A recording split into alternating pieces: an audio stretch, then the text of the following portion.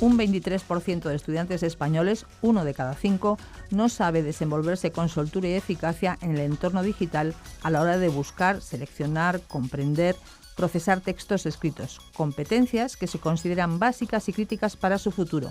El estudio PISA nos sitúa por debajo de la media de la OCDE en competencia digital y a años luz de un país como Corea.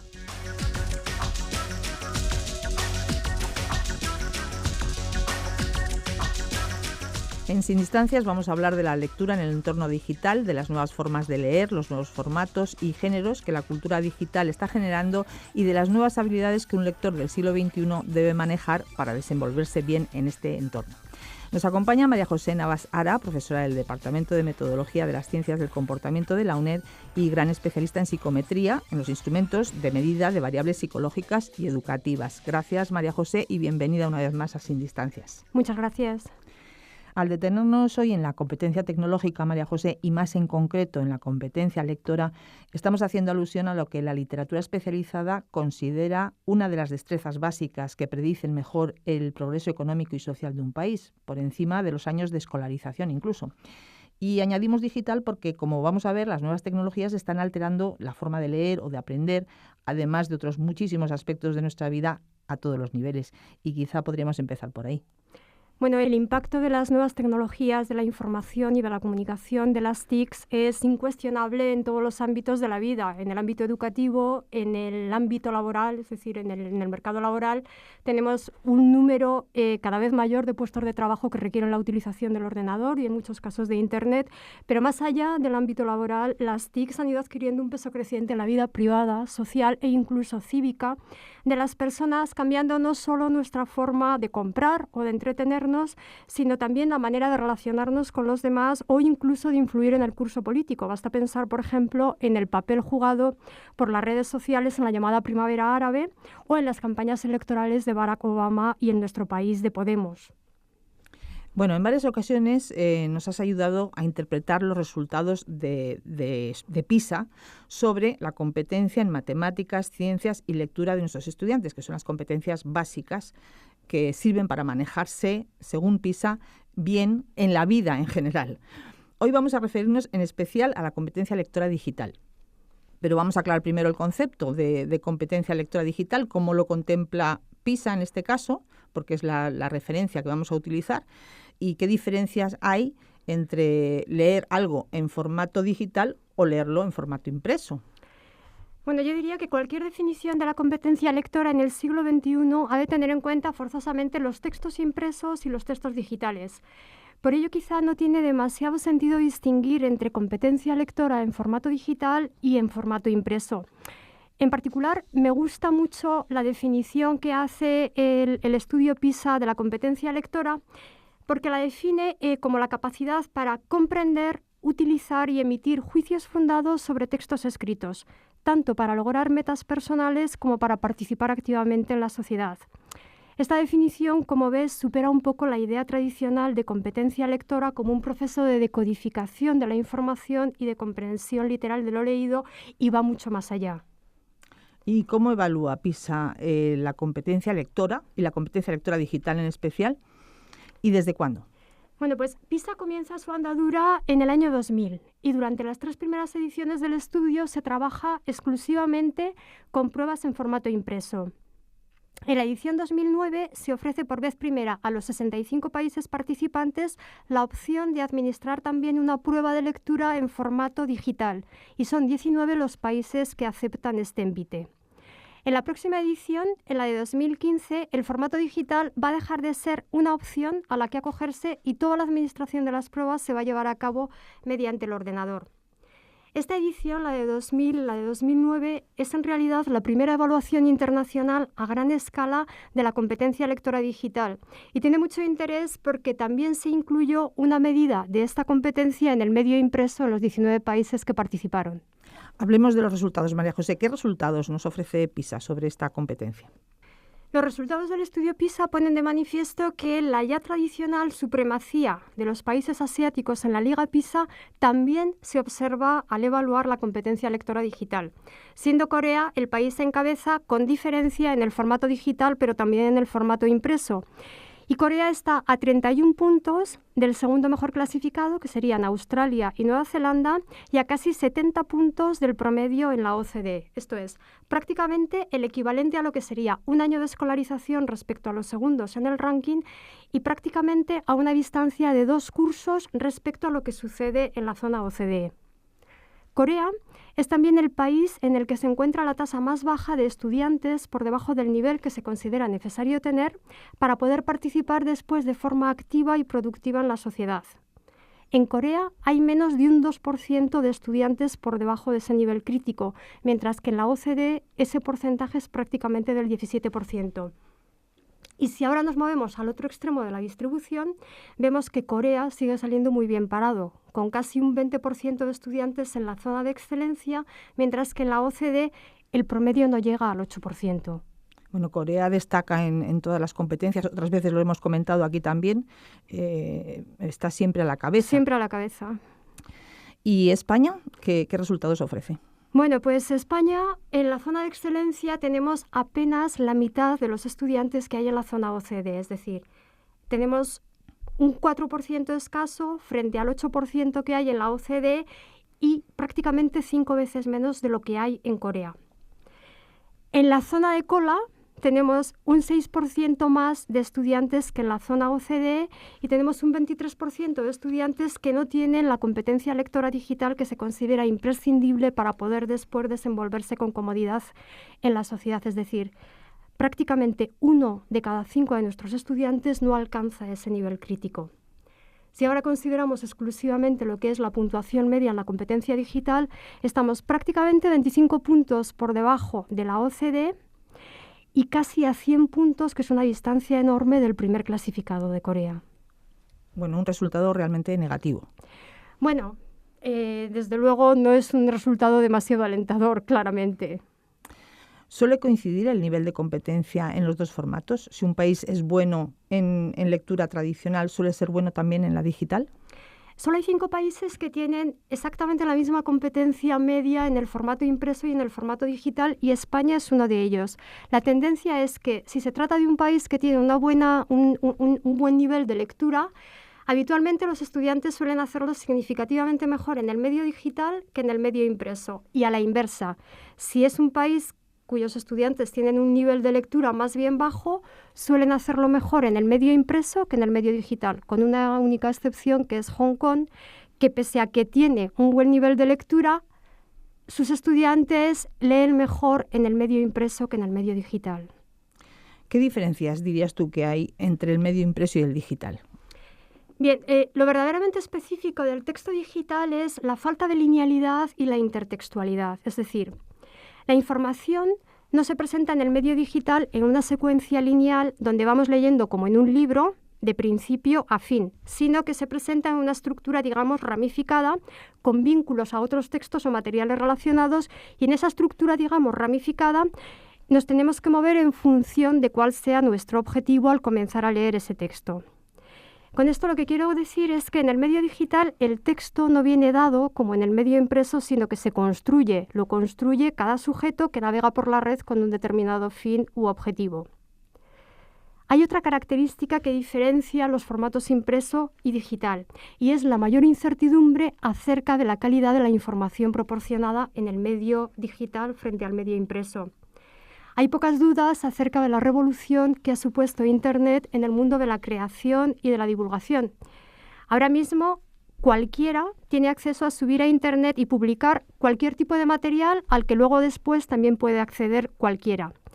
Podemos decir, por tanto, que la desaparición de los filtros a la hora de publicar de alguna manera ha democratizado la creación y la divulgación. Cualquiera puede publicar en Internet, como decía, pero la otra cara de la moneda es que esto plantea dudas acerca de la calidad de lo publicado. Pone en tela de juicio de alguna manera la profesionalización de lo publicado, que es algo de lo que siempre se ha hecho gala en el medio impreso. Cualquiera no puede publicar un libro ni puede publicar un artículo en una revista científica. Entonces hay que saber distinguir entre lo que es válido y lo que no. Efectivamente, porque nos faltan esos filtros que nos garantizan de alguna manera que tenemos un material solvente entre las manos. Tenemos que decidir nosotros si ese material es bueno, regular o malo. Entonces, además del repertorio habitual de habilidades necesarias para leer en un formato impreso, ¿qué se necesita para ser competente en este otro medio? ¿Qué otras destrezas son necesarias para manejarse bien en el medio digital? Bien, primero, como decías, para ser competente en el medio digital, lo primero necesitamos tener también las destrezas básicas que se necesitan para procesar textos escritos y además algunas de ellas en mayor grado incluso de lo que requiere el medio impreso, como por ejemplo la capacidad para predecir, integrar y evaluar la información a la que se accede, porque como acabo de comentar ahora mismo, muchas veces su origen o fiabilidad es incierto y además cuando nos enfrentamos a la lectura en el medio digital, normalmente la cantidad de información a la que tenemos acceso en la pantalla es mucho menor que en el medio impreso y sin embargo el volumen de información es normalmente desconocido y casi siempre ingente. Pero además de estas destrezas comunes o compartidas con el medio impreso, el medio digital supone destrezas específicas que se derivan de las características diferenciales que tiene el medio digital y que tienen que ver básicamente con la conducta de navegación que lleva al sujeto a construir el texto que va a dar respuesta al objetivo por el que se inició esa búsqueda o se comenzó a leer ese material. Para poder dar respuesta a la tarea planteada en el medio digital, es necesario navegar por los distintos niveles y formatos en los que se proporciona la información en este medio, que contiene páginas con información clave y relevante, pero también páginas con información irrelevante y que poco o nada tienen que ver con la tarea en cuestión. Es decir, para ser competente en este medio es muy importante una cuidadosa selección de los materiales que son clave para realizar la tarea que nos hemos planteado. Tener muy presente el objetivo es una norma básica que vale para todo y para todos los medios, pero quizás es especialmente relevante en el medio digital donde es mayor el peligro de dispersarnos y de perder el rumbo y el tiempo y acabar enredados en la maraña de Internet. Y yo creo que esta experiencia la hemos tenido todos en alguna ocasión. En definitiva, el formato digital exige en mayor medida, desde mi punto de vista, mayores dosis de capacidad crítica para poder revisar y desbrozar en un plazo razonable de tiempo las ingentes cantidades de información que los buscadores devuelven a nuestras peticiones y además exige que seamos capaces de evaluar rápida y certeramente la credibilidad de esa información. ¿El hecho de ser nativos digitales garantiza de alguna manera estas destrezas como si fueran también innatas, o realmente los nativos digitales lo que tienen que hacer también es aprender todas estas habilidades que estás comentando, porque no es lo mismo navegar o mandar fotos o tuitear que ponerse a trabajar intelectualmente con un texto? Claramente son cosas muy diferentes, ¿no? Yo creo que hay dos hechos que son suficientemente elocuentes. Fíjate, en el estudio PISA, incluso cuando se daban en algunas preguntas, no en todas, pero en algunas se daban indicaciones explícitas a los estudiantes sobre cómo navegar, es decir, se les decía en qué enlace tenían que pinchar para evitar o para minimizar el riesgo de que se perdieran en la red, se encontró que un buen número de estudiantes no era capaz de encontrar páginas que eran cruciales. Y por otro lado, acabo de comentar hace un momento que hay un 17% de estudiantes en la OCDE que no alcanza ese nivel mínimo imprescindible para poder desenvolverse después con comodidad en la sociedad.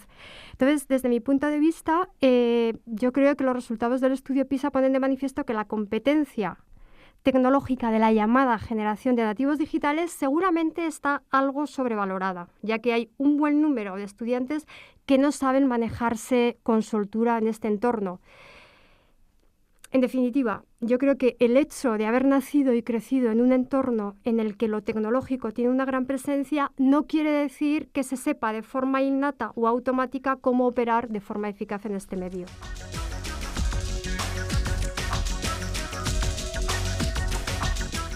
Escuchan Sin Distancias, el tiempo educativo y cultural de la UNED en Radio 3. Nos acompaña María José Navas, profesora de la Facultad de Psicología de esta universidad, especialista en psicometría.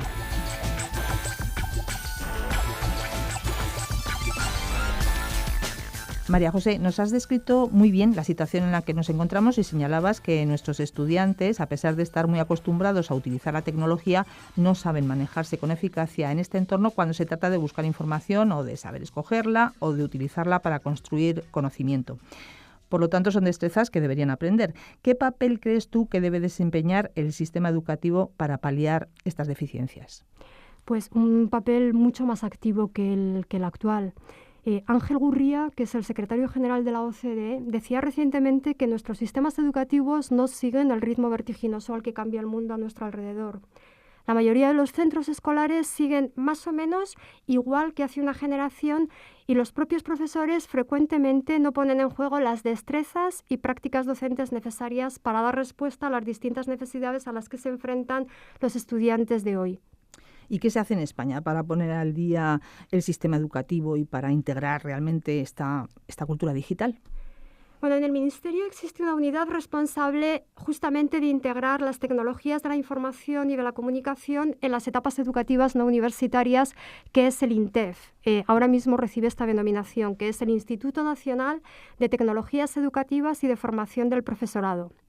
Desde su nacimiento, esta unidad ha estado vinculada a proyectos de integración de las TICs en la educación, pues desde el proyecto pionero Atenea, que empezó a funcionar a finales de los 80, hasta el proyecto Escuela 2.0, que es muy conocido por todos porque proyectaba en principio facilitar un ordenador a cada estudiante. A finales de 2012, el Ministerio, junto a las comunidades autónomas, diseñó un plan de cultura digital en la escuela que ya ha empezado a dar algunos frutos, básicamente en forma de plataformas de recursos educativos. ¿Y cómo se accede a estos recursos educativos? ¿Son de libre acceso? Bueno, pues hay una plataforma que se denomina Procomún, que sí es de libre acceso y que tiene más de 85.000 objetos didácticos que están catalogados de forma estandarizada y que son coherentes con el currículum de las enseñanzas no universitarias. Pero el Plan de Cultura Digital en la escuela también prevé la creación de una plataforma de recursos educativos de pago, que se conoce como Punto Neutro y que está todavía en fase de desarrollo. ¿Y qué papel juegan las TICs, las tecnologías de la información y la comunicación, en la nueva ley educativa, en la LOMCE, en la Ley Orgánica para la Mejora de la Calidad Educativa? Según el Ministerio de Educación, hay que cambiar la manera de enseñar y la forma de aprender.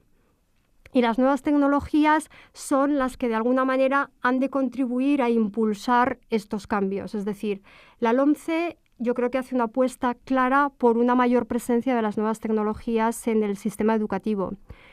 Por un lado, se está trabajando para dotar a todas las escuelas de una buena conectividad y, por otro, para proporcionar recursos educativos digitales, como decía, con distintos tipos de plataformas. Esto es básico, sin duda, y sin ello, desde luego, no se puede hacer absolutamente nada. Ahora bien, una vez que se dispone de la infraestructura y de los recursos, es necesario que los docentes tengan la competencia digital suficiente para poder hacer un uso apropiado de los mismos en el aula. Y aquí es donde, en mi opinión, se necesita un planteamiento general que dé respuesta a la necesidad de formación en este ámbito que todavía una buena parte del profesorado tiene. La formación TIC ha estado centrada sobre todo en los aspectos más instrumentales de la tecnología y no tanto en el uso real de los nuevos medios digitales en el aula, en la generación de comunidades virtuales de aprendizaje y en la colaboración profesional en el uso de recursos educativos que son básicos. Y es que desarrollar la competencia digital en el sistema educativo requiere que los docentes tengan la formación necesaria en esta competencia. Bueno, ahí está la clave entonces. De la calidad educativa, en realidad, la clave, como hemos dicho ya en otras ocasiones, cuando hemos comentado los resultados de PISA, está en la formación del profesorado. Claro, es que los profesores es la piedra angular del sistema educativo. Se ha dicho muchas veces, pero yo creo que hay que repetirlo, que ningún sistema educativo puede ser mejor de lo que son sus profesores. Y la formación es crítica. ¿Qué datos tenemos sobre la utilización del formato impreso frente al digital en nuestro país? En el último barómetro del CIS, del Centro de Investigaciones Sociológicas, con datos recogidos a 1 de diciembre de 2014, resulta que 4 de cada 5 lectores en España cultivan su afición a la lectura en el formato impreso. Y algo parecido sucede con los lectores de periódicos. Prácticamente 2 de cada 3 leen preferentemente el periódico en papel frente al medio digital. Y hay un dato curioso que arroja esta encuesta y es que el 15% de los encuestados tuvo conocimiento por vez primera de la existencia de los libros electrónicos cuando se les preguntó en el sondeo. Y entre los que sí conocían este formato, el formato electrónico, solo 1 de cada 3 había leído algún libro en soporte electrónico. Así que yo creo que podemos decir, sin miedo a errar, que en España el formato impreso gana por goleada al formato electrónico en lo que se refiere a hábitos de lectura de la población adulta, porque la encuesta estaba hecha a sujetos a partir de 18 años. Se puede decir que España entonces es todavía analógica. Claramente. Bueno, al hilo de este debate, o pseudodebate entre lo impreso y lo digital, que hay detractores y hay defensores, ¿qué te parece la última iniciativa del fundador de Facebook, que acaba de crear un club de lectura que ha conseguido en su primera semana más de 400.000 seguidores? María José. Bueno, el club se llama Un Año de Libros y el desafío es leer y comentar un libro cada 15 días durante el 2015. Este ha sido el propósito de Año Nuevo de Mark Zuckerberg, que el año pasado se propuso aprender chino y en septiembre concedió ya una entrevista de media hora en este idioma. Creo que todo lo que estimule la lectura es muy positivo y cerca de 500.000 de seguidores en una semana en el club de lectura es una cifra que habla por sí sola. Lo que sí resulta de algún modo chocante es que al presentar esta iniciativa, el fundador de Facebook dijo que acababa de descubrir que leer un libro era una actividad satisfactoria y por eso se había propuesto leer 2 libros al año e invitaba a sus seguidores a acompañarle en este desafío creando ese club de lectura de Un Año de Libros. Con su chispa habitual, Alfonso Guerra comentaba en una entrevista al diario El País que el hombre de la revolución digital resulta que ha leído los mismos libros que Federico de Prusia, que solo tuvo un libro en sus manos, que era el Listín de los Generales. Pero bueno, anécdotas aparte, el propósito de Año Nuevo de Zuckerberg sirve para ilustrar o para poner en valor el libro frente a la mayoría de los medios actuales como un medio que propicia que podamos llegar al fondo de las cosas sin el ruido digital que introducen los mensajes, tweets, avisos o noticias que nos asaltan cuando estamos frente a la pantalla. Con la comodidad además que supone una lectura en la que no hay que construir el discurso como cuando navegamos por la red, sino que basta con leer de principio a fin el texto del autor y probablemente también con la seguridad o confianza que da saber que, como en el caso de Zuckerberg, hemos elegido una obra de acreditada solvencia. Por lo general, en la red se lee rápido, se va de una página a otra, de un dato a una opinión, de una noticia al titular de la siguiente, sin detenernos muchas veces a asimilar o digerir lo que se acaba de leer. Estamos en la sociedad de la información, no hay duda. El caudal de información es tan vasto que hace apenas unos años habría resultado casi ciencia ficción. Sin embargo, información no es necesariamente conocimiento. El libro en formato impreso nos proporciona el silencio necesario para intentar convertir esa información en conocimiento. Así que animo a nuestros oyentes a unirse al propósito de Zuckerberg y leer este año 2 libros al mes. Dos libros al mes. No necesariamente los que diga Zuckerberg, porque además se van a agotar directamente en las librerías. Bueno, sería un buen objetivo, sobre todo teniendo en cuenta el escaso hábito de lectura en cualquier formato que tenemos los españoles. En el último barómetro del CIS que comentaba anteriormente, bueno, se recogen los datos habituales acerca de cuántas personas leen y no leen en nuestro país. Es verdad que hay algo más de un 30% que no leen nunca, pero también hay un 29%, creo recordar, que sí leen todos o casi todos los días. Pero efectivamente yo creo que uno de los datos que verdaderamente llama la atención es que de ese porcentaje que no lee nunca o casi nunca, el 40% dice que no lee porque no le interesa. Verdaderamente yo creo que ese es el dato más preocupante, que la lectura no despierte ese interés. Y sin embargo, hay una cuestión que es importante y que me apetece comentar al hilo de esto, y es que el medio digital lo que ha servido es para estimular de algún modo la lectura. Podemos leer rápido, podemos leer sin terminar de asimilar lo que estamos leyendo, pero es cierto que gracias al formato digital se está leyendo más de lo que se leía antes. Entonces quizá puede ser una forma de arrancar y de atrapar a ese porcentaje de personas que no sienten un interés especial por la lectura. Porque estimula también de alguna forma la curiosidad. Al tener información tan fácil, ¿no?, accesible, tan a golpe de clic, pues eso te estimula la curiosidad de seguir investigando el tema que te interese. Efectivamente, estimula y entretiene, pero bueno, es una forma de arrancar. ¿Alguna consideración final para terminar, María José? Hay dos cuestiones que son claras. Por un lado, en los países desarrollados hay una amplia disponibilidad de las TICs, tanto en los hogares de los estudiantes como en los centros escolares. Y por otro lado, los estudiantes tienen una actitud muy positiva hacia estas nuevas tecnologías. Si consideramos que las TICs ofrecen la posibilidad de enseñar y de aprender de otra forma en un entorno de trabajo en el que los estudiantes están muy motivados y en un entorno que además facilita la atención personalizada del profesor al estudiante, creo que claramente ha llegado el momento de que el centro escolar ayude a los estudiantes a adquirir estas competencias que cada vez son más críticas en el ámbito laboral, pero que, como hemos señalado al principio, tienen una presencia creciente en el ámbito social y en el ámbito personal. Y es también el momento de que el centro aproveche las oportunidades que ha creado el mundo digital para ofrecer una respuesta personalizada a las necesidades educativas de una población escolar que es cada vez más diversa. Esto es muy importante porque la atención personalizada al estudiante es una de las características que diferencia a los sistemas educativos que han obtenido los mejores resultados en estas ligas internacionales. Y la forma de proporcionar este tipo de atención pasa necesariamente por un uso apropiado de las tecnologías, en las que han de ser competentes tanto los estudiantes como los profesores. Bueno, entonces es necesario aprovechar todas estas oportunidades, está claro. Clarísimo. Es imprescindible. Imprescindible.